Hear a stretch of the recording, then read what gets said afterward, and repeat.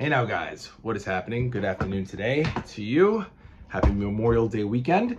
I'm getting some epics done as quickly as possible. I've already finished the Marvel 2-in-1s, volumes 1 and 2, and I think I'm probably gonna do that for the next few volumes and books that I have here in the collection.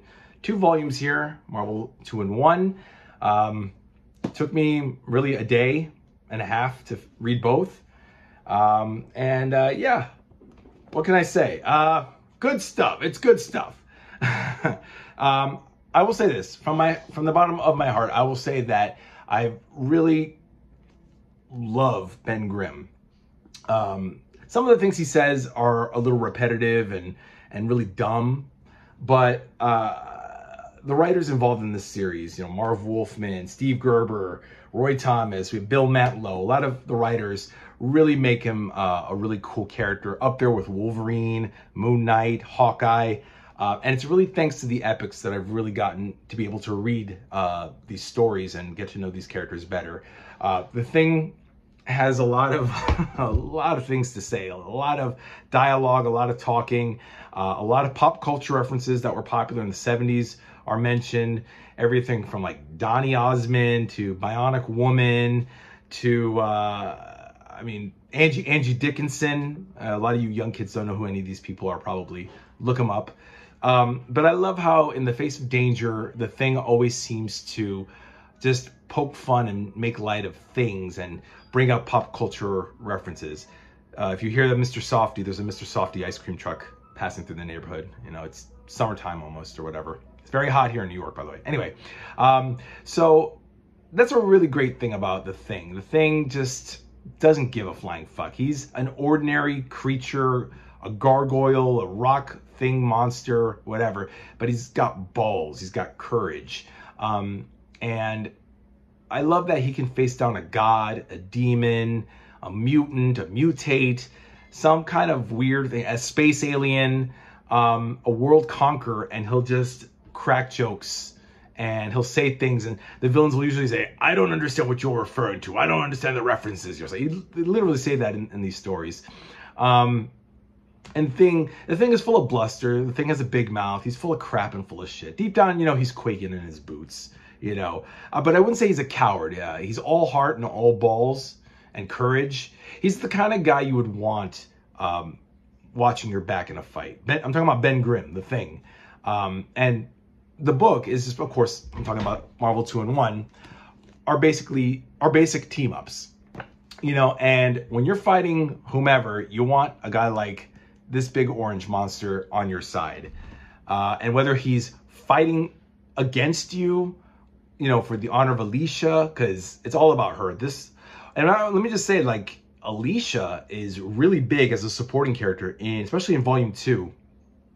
She's really big in Ben's side. Like, something happens to her, oh my God, how will I ever love her? How will I ever leave? Oh, Alicia, how am I gonna live without her? Her smile, she makes me feel this way. And yeah, that's my Ben Grimm voice. When I was reading it, that's the voice I was using. Alicia, Yancey Street. You know, that's what I used.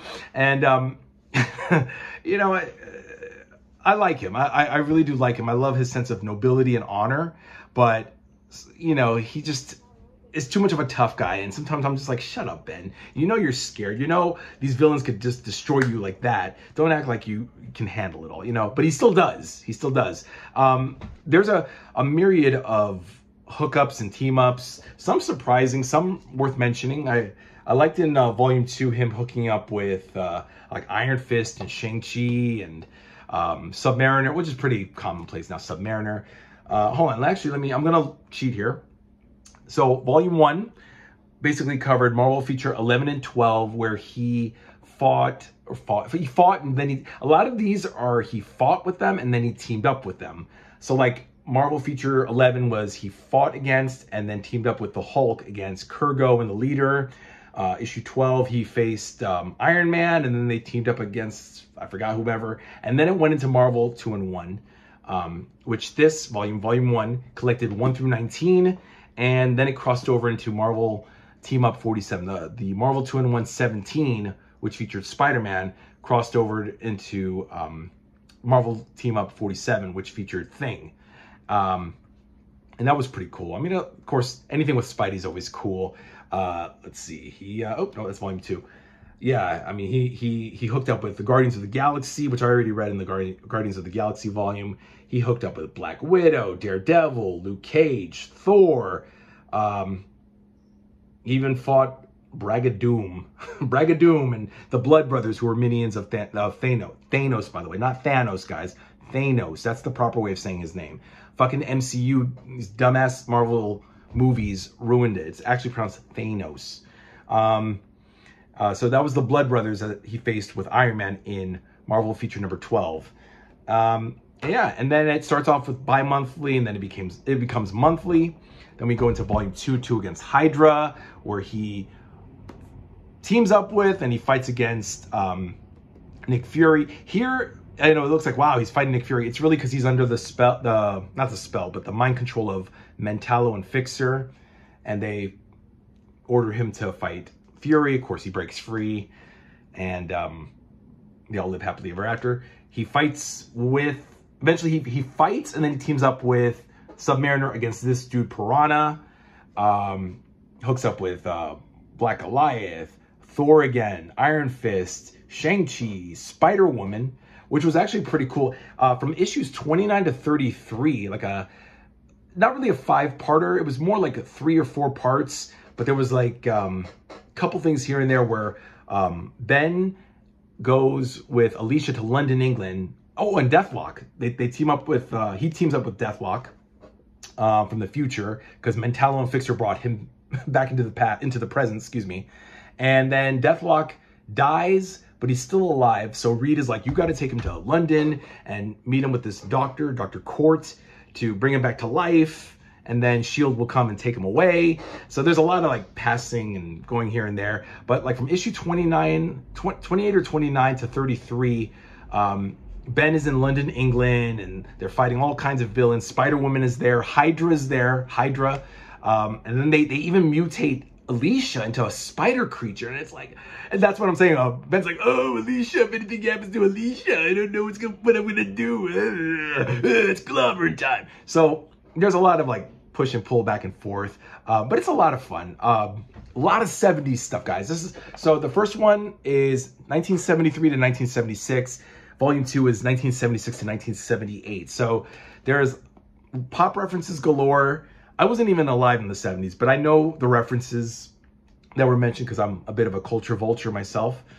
But it's always good when guys like Spider-Man or Thing can throw out a reference that is like, oh yeah, that's like in our world. We deal with that. That's stuff that people and figures and events that happen that are really that really happened in our life, in our time. I want to give a special mention to this issue. Oh, right. Wow. I just like flipped through and here it just came up right here. Issue 34. You guys, if you guys get a chance to read volume 2, this is volume 2 Against Hydra, which just came out maybe last month or 2 months ago. The Thing hooks up with Nighthawk of the Defenders. And it's actually a pretty special story where I'm going to kind of spoil it for you guys, but not really. So just take what I have to say. Think about it. I was going to say with a grain of salt, but I'm not really going to say much here. But this is a really special issue where this space alien is in the care of Kyle Richmond's company. And they thaw out this alien who looks like a hideous monster. He looks like a hideous monster. In fact, I don't know why he's green here on the cover, but then later on in the issue, he's purple. That's the same monster, alien. It's a space alien who doesn't talk out loud, but he talks in the narrative captions. There's some dialogue here from the alien. That's what the alien is thinking and saying. And, okay, I'll just say, guys, forgive me if it spoils it, but I'm not sorry. You've been warned. The alien basically is a good alien who saves the children from a burning hospital. And these assholes, these motherfuckers, I'm assuming they're British because this still takes place in England, right? Oh, yeah, so this is issue 34. So from like 29 to 34, it's like a long arc with the Thing and Alicia in London, England. But anyway, so this guy is a hunter. And of course, he looks at the alien as a monster. And the alien gets a hold of his daughter, Margaret, and she passes out, but it's because the alien exudes this gas, and it just knocks everybody out unconscious. This little girl right here, Margaret. So this prick thinks, oh, he's an alien and he's ugly. He's come to hurt my daughter. You know, oh, and my daughter was unconscious. So what happens, guys? Hold on. So this hospital, all these children are trapped inside this hospital. By the way, really good artwork by Ron Wilson, who is one of the very rare black people to be involved in comics back in the 70s. There were a few. There were a couple of Arvell Jones, Ron Wilson. And I know later on there was like Christopher Priest, who in the 80s did some stuff. But Ron Wilson was a very good artist, and Marv Wolfman did a majority of the writing here. Sorry guys, I'm all over the place. But anyway, my point is that what happens, right? So the alien saves all the children, and this motherfucker shoots and kills the alien. He's like, here, they shot him, and the guy. So this white bastard, this British bastard, right? All these kids are in peril. Oh my God, we're in a fiery inferno, right? So the douchebag fucking shoots the alien. The alien still goes back into the hospital to rescue the children and saves the guy's daughter too. And the alien just drops dead. And of course, the Thing and Nighthawk have to rail into the guy and say, you know, you're the fucking monster. Here, I'll even read it to you guys, okay? So he said, look, so the hunter says, look, he can barely hold on. He's falling. But Maggie's safe, his daughter. But Maggie's safe. That's all that counts. And that filthy monster's dead. So the Nighthawk says right here, monster? You dare call him a monster? He risked his life to save your daughter.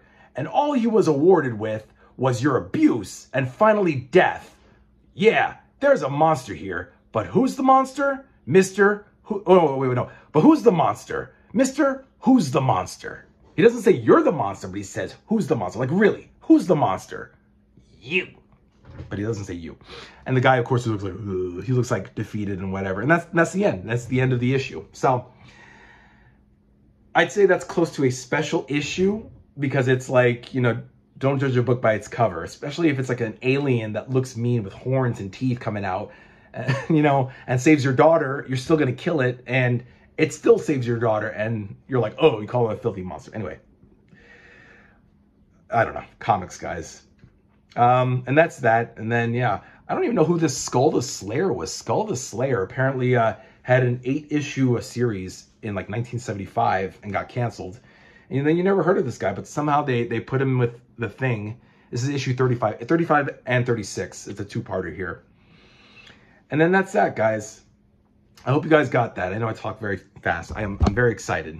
Epics make me very excited. I like reading. Reading is very cool. So let me know what you think, guys. That is pretty much Marvel 2-in-1 in a nutshell. Lots of great team-ups. No hookups with X-Men. I was saying to myself, I wonder why they didn't decide to hook the Thing up with the X-Men. Wolverine, Nightcrawler, Storm, Professor Xavier, somebody. You know, I mean, the X-Men did come back by 1975 with the new, all different X-Men, the international team. Surely they could have had the Thing hook up with one of them. I don't know. That's crazy. I don't know. But, of course, Spidey did with Marvel Team Up, but for some reason they didn't feel the need for the Thing to jump on that bandwagon. All right, guys. So that's Volume 1 and Volume 2. Get them. I know I sound like a broken record, but I was actually pleasantly surprised with the series of books. I'm not really big on the team-up books, but I do like that it felt like this could be its own book. Without the team-up aspect, this feels like a Fantastic Four spin-off with just the Thing, like the Thing and his adventures. No Reed, no Sue, no Johnny, although in issue 36, Reed does team up with him and help. And Sue also appears in like issue 33. Let me see. Hold on. Yeah, right here. Oh, issue 32. So issue 32, The Thing and Invisible Girl. And the very last issue of this volume, number 36, The Thing and Mr. Fantastic. You know, it's like, why not just have it in Fantastic Four? Why not just make it a Fantastic Four story? Why have a Marvel 2 and why use a Marvel 2-in-1 issue and just have a guest star from Fantastic Four. It's, you know, again, put an X-Man, put an Avenger, put somebody else, you know. But very minor gripe, but good stuff. I really like Ben Grimm too. He talks too much and is full of bluster and bullshit, but he's all heart and I dig him. And we're going to get a volume 3 at some point. They did announce, what was it? Remembrance of Things Past. I think that's the title.